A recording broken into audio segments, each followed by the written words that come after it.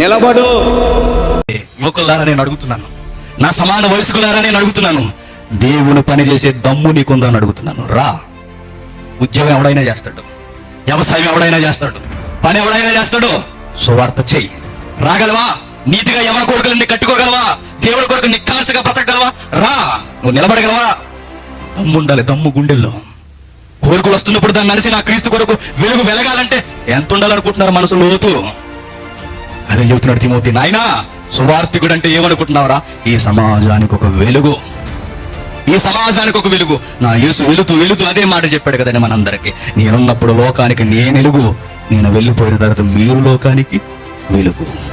ఆ వెలుగు రేఖగా నువ్వే ఒక స్టార్డమ్ హీరోలో ఉండగలవా? రా అని అడుగుతున్నాడు.